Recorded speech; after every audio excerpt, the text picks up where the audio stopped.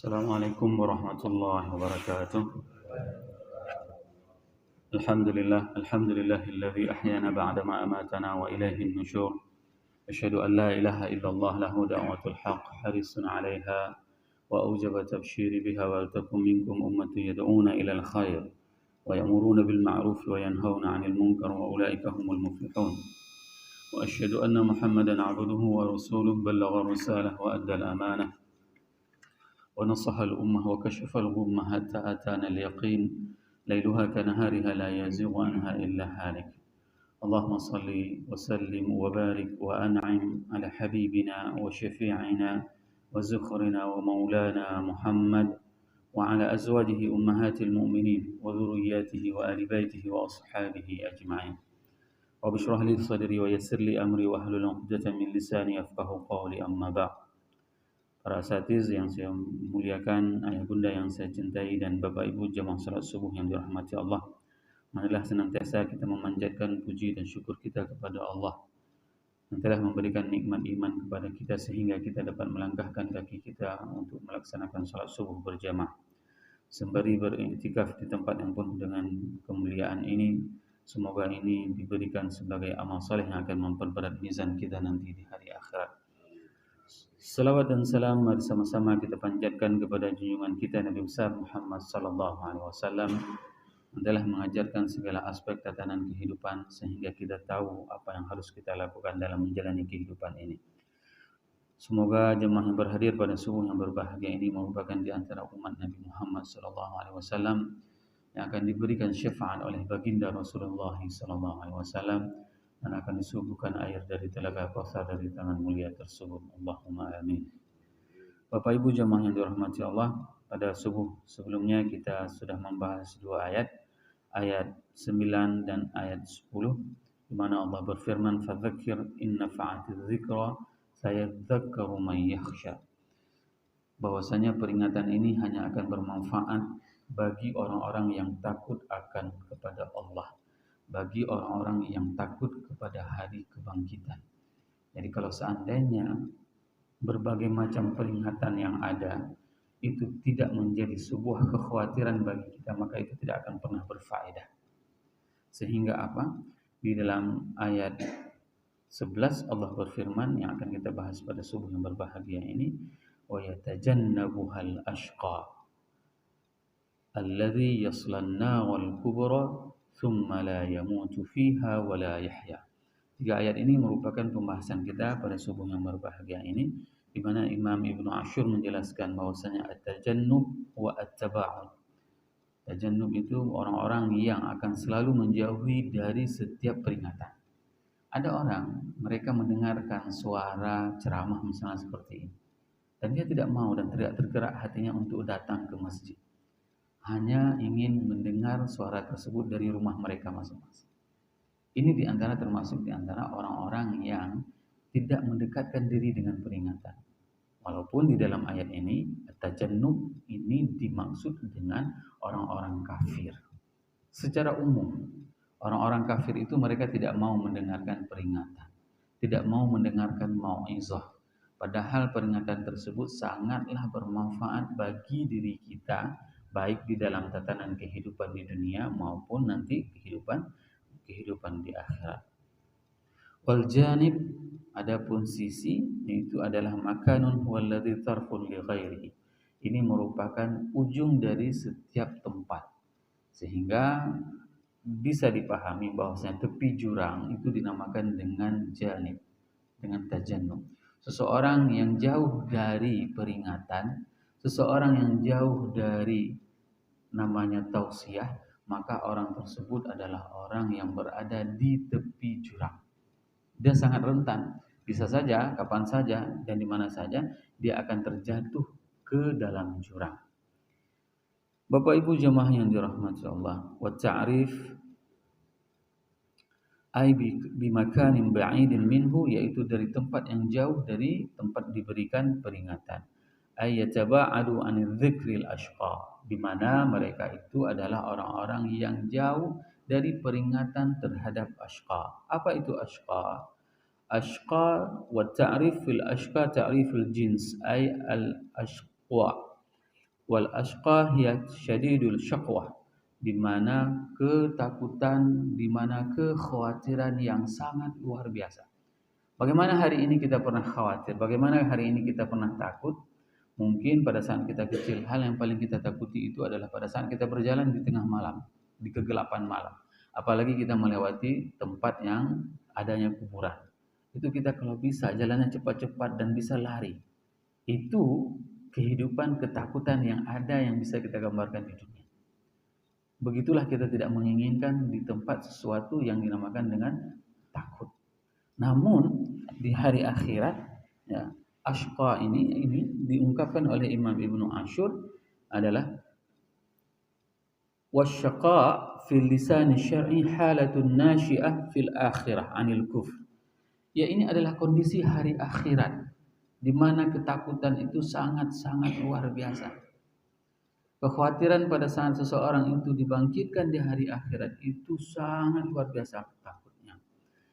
Halatin minal ihanah wa ta'dzib, di mana pada saat itu manusia itu dijatuhkan sejatuh-jatuhnya dan mereka itu akan diberikan azab dengan sangat pedih. Maka pada saat seseorang itu dibangkitkan, maka mereka akan melihat bagaimana kondisi yang real yang hari ini kita sampaikan. Oh, ternyata dulu benar Ustaz Damanhur pernah menyampaikan rasa takut seperti ini loh. Kapan kita tahu itu? Pada saat kita dibangkitkan nanti di hari akhirat. Dikarenakan apa? Dikarenakan begitu orang bangkit, ada orang yang dibangkitkan dengan kepalanya tertancap ke tanah dan kakinya ke atas. Ada orang pada saat dibangkitkan, mereka itu dibangkitkan dengan penuh dengan sesak dengan keringat. Bagaimana mungkin? Dan itu pasti akan terjadi. Ada orang yang pada saat dibangkitkan itu matahari itu hanya sejengkal dari kepalanya. Ada orang yang pada saat dibangkitkan itu binatang buas itu di samping dia. Dan semua ketakutan-ketakutan itu hanya terjadi bagi orang yang tidak menerima, tidak mau menerima peringatan dari Allah dan Rasul. Namun bagi mereka yang menerima peringatan tersebut, yang menyambut peringatan tersebut, maka ketakutan itu tidak akan pernah ada. Maka kekhawatiran tersebut tidak akan pernah ada. Karena apa?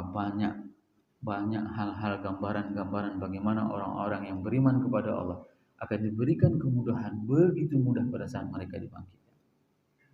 Ada di antara orang itu yang memang dimasukkan ke dalam surga itu tanpa ada hisab sama sekali. Insya Allah kita akan jelaskan. Sampai-sampai nanti malaikat penjaga surga itu kaget. Lah, kalian kenapa kok bisa langsung kemari? Apa amal kalian? Nah, salah satu amalnya itu adalah sabar. Sabar itu merupakan ujiannya itu tanpa batas. Karena pahalanya itu akan langsung diberikan Allah dan Allah yang akan tahu. Dan di antara amal-amal yang memang tanpa hisab itu adalah seorang janda yang membesarkan anak yatim, tidak menikah lagi, dan dia itu akan dimasukkan ke dalam surga tanpa ada hisab. Ini diantara berbagai macam bentuk keimanan.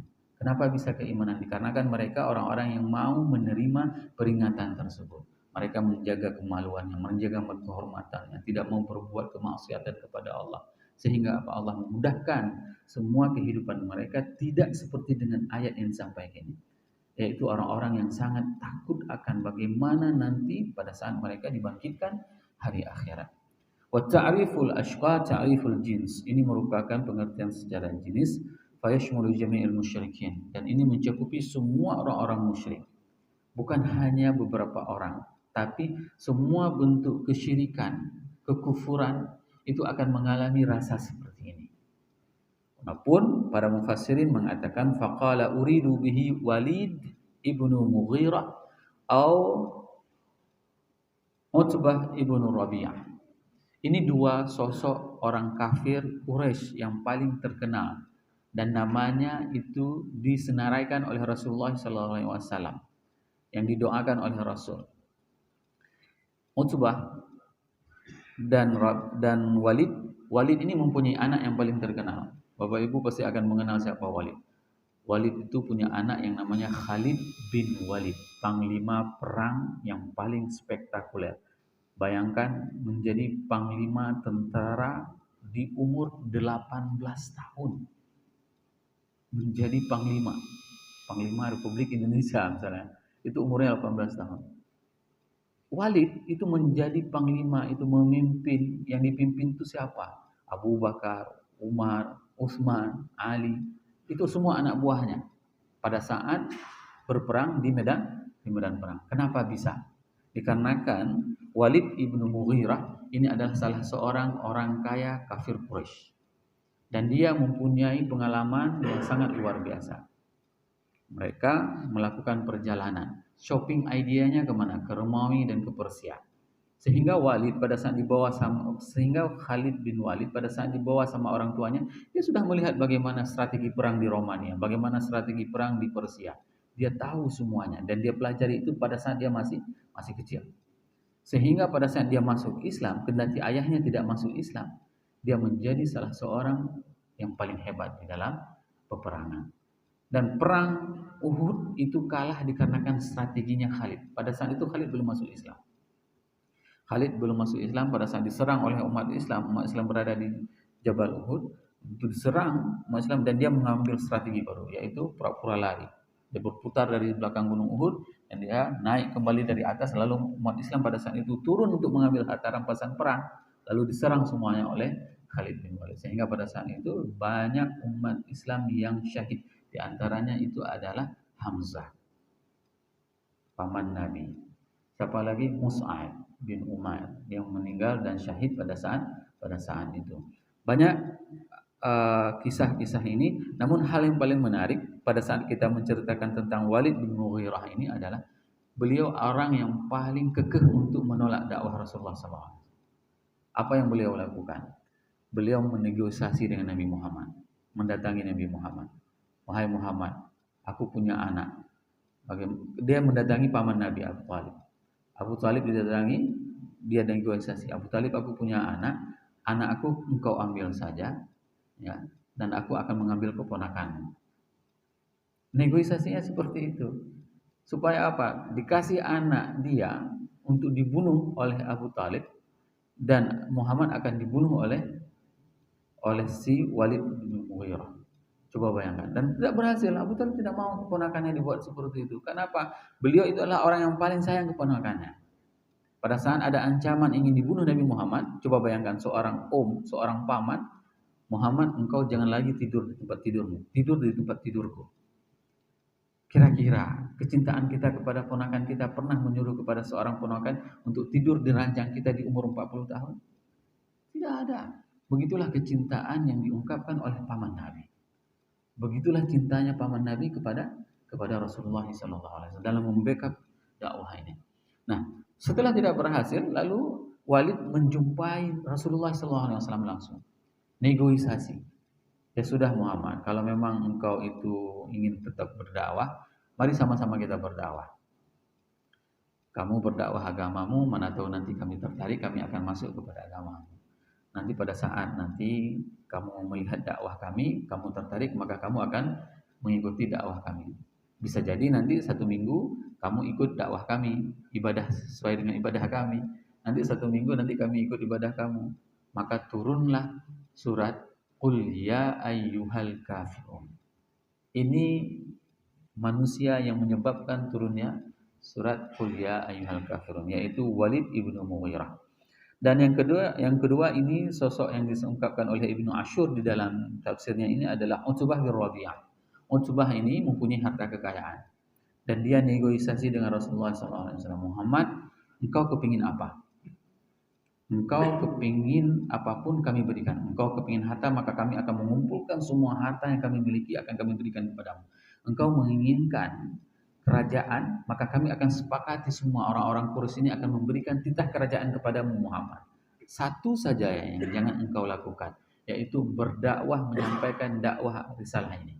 Kenapa? Engkau selama ini telah membuat kami ini pecah belah antara anak dengan ayah, antara ibu dengan anaknya.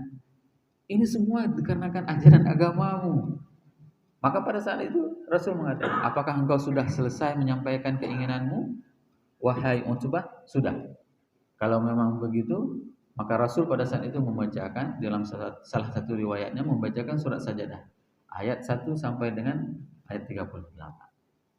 Ini yang dibacakan oleh Rasulullah SAW sampai dengan ayat sajadah. Pada saat itu Rasul sujud, dan inilah jawaban terhadap negosiasi yang dibawakan oleh Utbah bin Rabi'ah kepada Rasulullah SAW. Lihat bagaimana tawaran yang diberikan kepada Rasul, harta, jabatan, tapi tidak pernah Rasulullah SAW mau menerima tawaran-tawaran tersebut. Dikarenakan apa? Dikarenakan Rasulullah SAW hanya menginginkan kita ini beriman. Kalau seandainya tawaran itu diterima, tidak akan pernah ada nikmatnya ajaran agama ini sampai dengan hari ini. Semua kegemerlapan dunia yang ditawarkan kepada Rasulullah, baik itu harta, jabatan, itu semua ditolak oleh Rasulullah. Supaya apa? Supaya umat yang hidup setelah beliau itu tetap dalam kondisi beriman kepada Allah dan kepada Rasulnya, agar mereka tidak dibakar di dalam api neraka. Bapak Ibu jemaah yang dirahmati Allah, alladzi yaslan naral kubra, ini merupakan bagaimana bentuk siksaan yang terjadi di hari akhirat. Mereka itu akan dibakar dengan api neraka yang berkobar. Api itu ada yang bentuknya biasa saja, tapi narul kubra ini adalah api yang besar, menyala dan besar. Api menyala, ya, berkobar dan besar. Ini adalah bentuk bagaimana dahsyatnya siksaan neraka. Bukan hanya sekedar api. Kalau hanya api, mungkin ada di antara orang yang memang bisa menahannya. Misal api mencis. Ya, atau paling besar kalau misalnya hari ini kita melihat api yang ada di kota Luxembourg itu, api buangan gas di Arun. Itu sudah besar sekali. Sehingga apa? Setiap burung yang hanya menghampiri itu akan mati. Setiap burung yang terbang, kelelawar yang terbang hanya menghampiri itu akan mati. Bagaimana nanti dengan api neraka? Yaslanna wal kubra. Api tersebut akan menggelora, akan berkibar, akan menyala, dan dia itu sangatlah besar. Li'anna al-itlaq al-ashqa fi hadhihi al-ayah fi sadri maddatil ba'th. Dikarenakan ini dikaitkan dengan ketakutan yang pertama tadi. Tentang apa mereka takut? Yaitu tentang api neraka yang sangat dahsyat. Ya. Dikarenakan apa? Dikarenakan mereka orang-orang kafir itu mereka tidak percaya. Mereka tidak mau mempercayai tentang hari kebangkitan dan tentang diutusnya Rasulullah Shallallahu Alaihi Wasallam. Bapak Ibu jemaah yang dirahmati Allah, selanjutnya Imam Ibnu Ashur mengatakan la yamutu wa la yahya. Ini bukan la nafiyah, bukan menandakan tiada, akan tetapi yang dimaksud di sini adalah la yazulu anhu al-ihsas. Pada saat kita menemukan kata-kata la yamutu wa la yahya, tidak mati dan tidak hidup, ini bukan berarti tidak mati dan tidak hidup yang sebenarnya, bukan. Akan tetapi la yazulu anhu al-ihsas. La yamut berarti dia tidak akan pernah kehilangan rasa sakit. Coba bayangkan. Seseorang itu apabila dia sudah mati, maka dia sudah hilang rasa. Tapi ungkapan di sini la yamutu ini adalah tidak akan pernah hilang rasa sakitnya. Azab di hari akhirat bagi orang-orang kafir tersebut, mereka tidak akan pernah merasakan kehilangan rasa sakitnya. Selalu mereka merasakan rasa sakit tersebut. Sebagaimana yang diungkapkan di dalam ayat yang lain, kullama nadhidat juluduhum badalnahum juludan ghayra. Setiap rasa sakit itu hilang. Salah satu siksaan di hari akhirat itu adalah dikuliti. Nanti boleh tanya sama dokter, rasa sakit itu letaknya di mana? Kalau seandainya luka itu adalah luka yang sobek besar, kita boleh pegang daging di dalamnya, tidak ada rasa sakit lagi. Tapi rasa sakit yang paling berat itu pada saat kita terjatuh, terseret di aspal. Dikarenakan apa? Dikarenakan rasa sakit itu adanya di bawah kulit. Sifat rasa sakit itu adanya di bawah kulit, sehingga salah satu siksaan di dalam hari akhir di dalam neraka itu adalah dikuliti. Coba bayangkan, kullama nadhat juluduhum badalnahum juludan ghayra. Setiap manusia pada saat itu dikuliti, maka dia akan dikupas kulitnya, maka akan timbul kulit baru. Rasa sakit itu tidak akan pernah hilang. Inilah yang diungkapkan dengan rasa la yamutu. Bukan berarti tidak mati, akan tetapi tidak pernah hilang rasa sakitnya. Wala yahya al-ihtiras lidaf'i tauhum an yuradu inafil maut anhu. Bahwasanya ini menunjukkan kalau seandainya nanti kita disiksa di dalam neraka, maka kita akan mati dan selesai siksaannya. Tidak. Maka orang-orang yang disiksa di dalam neraka, mereka akan merasakan siksaan tersebut sampai tidak ada batasnya. Kecuali orang-orang yang memang beriman dan mereka pernah mengucapkan la ilaha illallah. Setelah diselesaikan semua urusannya, maka mereka akan dimasukkan kembali ke dalam surga. Tapi ingat, siksa neraka itu sangat-sangat luar biasa. Siksa yang paling terendah, level yang paling rendah neraka itu adalah diazab dengan sendal jepit. Sendal jepit neraka itu berarti hanya kena sentuhannya di kakinya. Akan tetapi ubun-ubunnya itu mendidih. Ini siksaan yang paling rendah di dalam neraka. Dipakein sendal jepit, tapi dampaknya itu ubun-ubunnya itu, otaknya itu akan mendidih. Semoga tiga ayat ini bermanfaat bagi kehidupan kita sehingga kita dapat meningkatkan keimanan kita dan kecintaan kita kepada Allah dan kepada Rasulullah sallallahu alaihi wasallam. Subhanakallahumma wa bihamdika asyhadu an la ilaha illa anta astaghfiruka wa atubu ilaik. Wassalamualaikum warahmatullahi wabarakatuh.